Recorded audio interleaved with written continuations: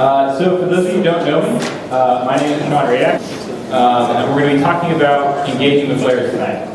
So a disclaimer, this is mature because we're talking about the internet, and people say neat things on the internet, so there will be some naughty language. So outline, why should we engage with players? Who are these players? I'm going to give you an internet engagement cheat sheet. What do these players sound like or read like, and how do you respond? So, why should we engage with players? Well, in my mind, you want to build relationships with players because you're a developer, they want stuff from you, you want stuff from them, and in order to get that and to manage that relationship, you have to build it. You can't just only give or only take. And relationships take time and investment. Any kind of relationship, whether that's player-developer, significant other relationships, and building relationships will increase player investment in the community and hopefully engage long-term investment engagement with players. So the other thing to keep in mind is your most vocal players are generally the most engaged. Does anyone know the opposite of hate? Love. Wrong. The opposite of hate is basically not caring, not doing anything, the lack of emotion. And so if someone is spewing vitriol and hate on your forums, they probably care about something. And so you want to engage with them and figure out what it is. And so this is the most invested players are the ones who are going to care the most about outcomes and are generally the ones that are going to talk to you.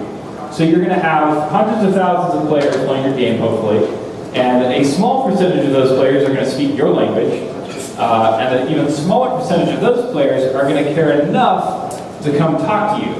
So it might actually be, kind of important for you to actually engage with those players who go to so much time and effort to talk to you. And while this means you're going to have to deal with angry players at some point. And kind of the third point why we should engage with players is they're going to see things you won't. We're looking at a game as a whole, as an aggregate, as all the moving pieces, and some players are only going to engage with some small part of your game. Whether that means they only play Genji, or only play Nidalee, or only like doing something particular, they're going to have a better understanding of small parts of your game than you will ever have.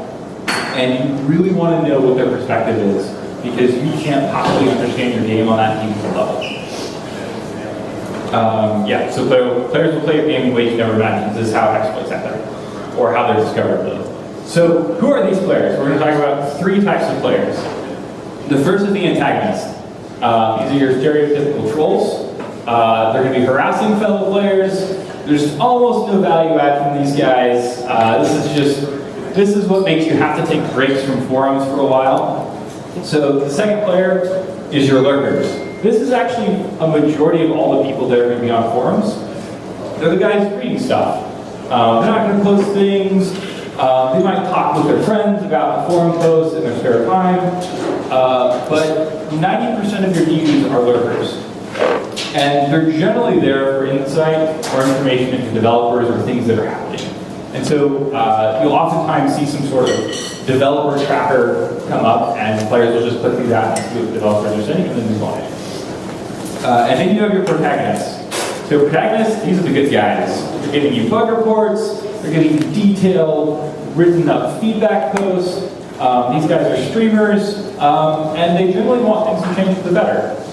And this is just gold. These are the people you want to talk with the most. You want to build your brand around these people. You want to fully engage with these guys. So I'm going to make a really quick internet cheat sheet for engaging with players, and you could probably leave after this slide and be pretty happy with this. So 1, peer review. You may have code reviews before you check in code. You should have peer reviews before you check in words onto the internet, especially as a developer. Know your influence and know your audience. Influence is both internal and external. How much influence you can exert on the community as a whole, and how much influence you exert on the company or the product you're working on. And knowing your audience is who you're talking to and what forums you're talking to. You're going to have a different tone on a bug report forum versus a general discussion versus a role-playing forum, and players are going to be looking for different things. If you're having a major server outage, probably not the best time to go make funny posts on the forums, because players want you to fix problems.